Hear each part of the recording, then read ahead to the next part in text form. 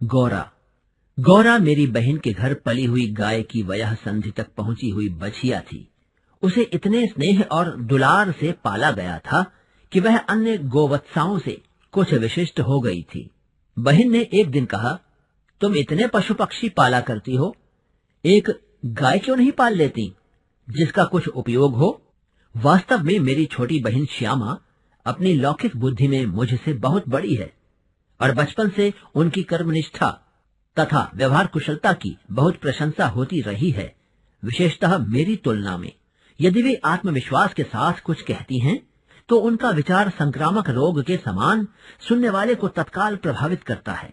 आश्चर्य नहीं, उस दिन उनके प्रतियोगितावाद संबंधी भाषण ने मुझे इतना अधिक प्रभावित किया कि तत्काल उस सुझाव का कार्यान्वयन आवश्यक हो गया। वैसे खाद्य की किसी भी समस्या के समाधान के लिए पशु पक्षी पालने के लिए मेरा मन कभी नहीं माना।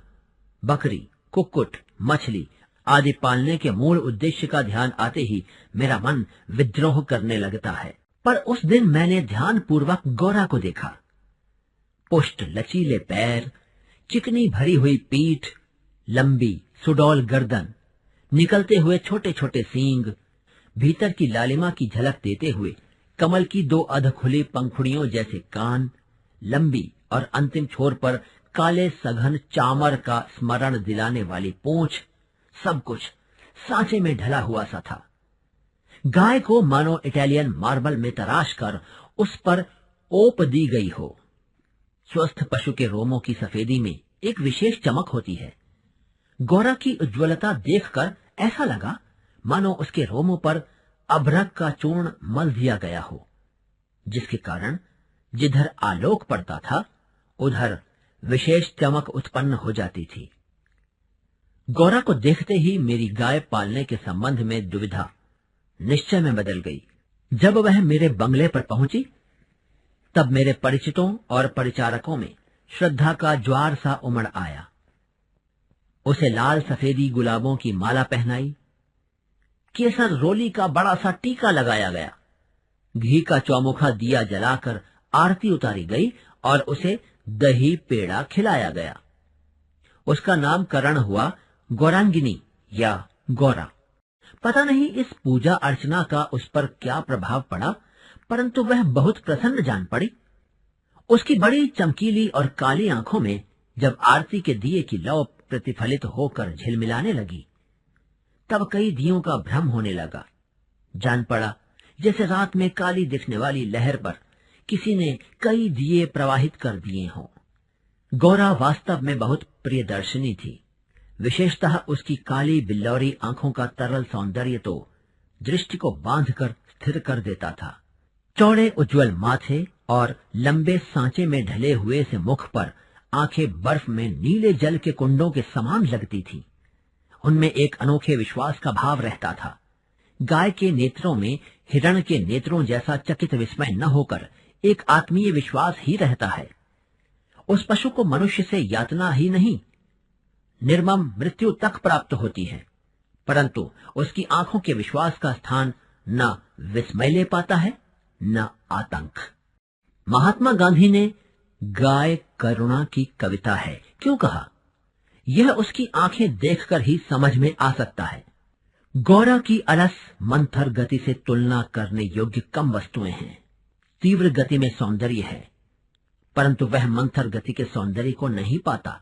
बाण की तीव्र गति क्षण भर के लिए दृष्टि में चकाचौंध उत्पन्न कर सकती है, परंतु मंद समीर से फूल का अपने वृंत पर हौले हौले हिलना दृष्टि का उत्सव है। कुछ ही दिनों में वह सब से इतनी हिलमिल गई कि अन्य पशु पक्षी अपनी लघुता और उसकी विशालता का अंतर भूल गए। कुत्ते बिल्ली उसके पेट के नीचे और पैरों के बीच में खेलने लगे। पक्षी उसकी पीठ और माथे पर बैठकर उसके कान तथा आंखें खुजलाने लगे। वह भी स्थिर खड़ी रहकर और आंखें मूंदकर मानो उनके संपर्क सुख की अनुभूति में खो जाती थी। हम सबको वह आवाज से नहीं, पैरों की आहट से भी पहचानने लगी। समय का इतना अधिक बोध उसे हो गया था कि मोटर के फाटक में प्रवेश करते ही वह बां बां की ध्वनि से हमें पुकारने लगती। चाय, नाश्ता तथा भोजन के समय से भी वह इतनी परिचित थी कि थोड़ी देर कुछ पाने की प्रतीक्षा करने के उपरांत रंभा रंभा कर सारा घर सिर पर उठा लेती थी। उसका हमसे साहचर्य जनित लगाव मानवीय स्नेह के समान ही निकटता चाहता था। निकट जाने पर वह सहलाने के लिए गर्दन बढ़ा देती, हाथ फेरने पर अपना मुख आश्वस्त भाव से कंधे पर रखकर आंखें मूंद लेती। जब उससे दूर जाने लगते तब गर्दन घुमा घुमा कर देखती रहती। आवश्यकता के लिए उसके पास एक ही ध्वनि थी, परंतु उल्लास, दुख, उदासीनता, आकुलता आदि की अनेक छाया छवियां उसकी बड़ी और काली आंखों में तैरा करती थीं। 1 वर्ष के उपरांत गौरा एक पुष्ट सुंदर वत्स की माता बनी।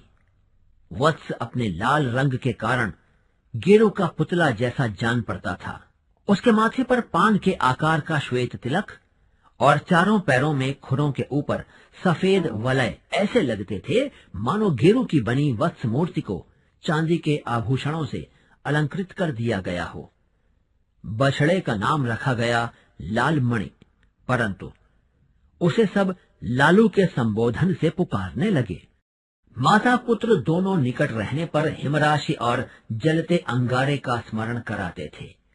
अब हमारे घर में मानो दुग्ध महोत्सव आरंभ हुआ।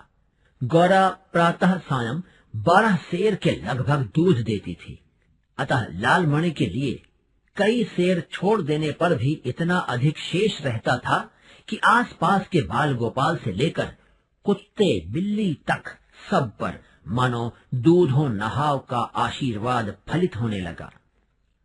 कुत्ते बिल्लियों ने तो एक अद्भुत दृश्य उपस्थित कर दिया था। दुग्ध दोहन के समय वे सब गौरा के सामने एक पंक्ति में बैठ जाते और महादेव उनके आगे उनके खाने के लिए निश्चित बर्तन रख देता। किसी विशेष आयोजन पर आमंत्रित अतिथियों के समान वे परम शिष्टता का परिचय देते हुए प्रतीक्षा करते रहते। फिर नाप नाप कर सबके पात्रों में दूध डाल दिया जाता, जिसे पाने के उपरांत वे एक बार फिर अपने अपने स्वर में कृतज्ञता ज्ञापन सा करते हुए गौरा के चारों ओर उछलने कूदने लगते। जब तक वे सब चले न जाते, गौरा प्रसन्न दृष्टि से उन्हें देखती रहती। जिस दिन उनके आने में विलंब होता, वह रंभा रंभा कर मानो उन्हें पुकारने लगती। पर अब दुग्ध दोहन की समस्या कोई स्थायी समाधान चाहती थी। नौकरों में नागरिक तो दोहना जानते ही नहीं थे, और जो गांव से आए थे वे अनभ्यास के कारण यह कार्य इतना भूल चुके थे कि घंटों लगा देते थे। गौरा के दूध देने के पूर्व जो ग्वाला हमारे यहाँ दूध देता था, जब उसने इस कार्य के लिए अपनी नियुक्ति के विषय में आग्रह किया, तब हमने अपनी समस्या का समाधान पा लिया। 2-3 मास के उपरांत गौरा ने दाना चारा खाना बहुत कम कर दिया और वह उत्तरोत्तर दुर्बल और शिथिल रहने लगी। चिंतित होकर मैंने पशु चिकित्सकों को बुलाकर दिखाया। वे कई दिनों तक अनेक प्रकार के निरीक्षण, परीक्षण, एक्सरे आदि द्वारा रोग का निदान खोजते रहे।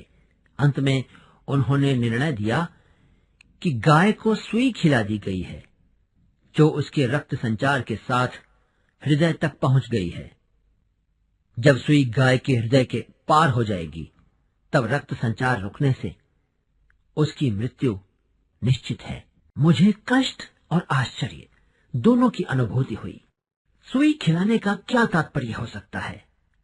दाना चारा तो हम स्वयं देखभाल कर देते हैं, परंतु संभव है उसी में सुई चली गई हो। पर डॉक्टर के उत्तर से ज्ञात हुआ कि दाने चारे के साथ गई सुई गाय के मुख में ही छिद कर रह जाती है।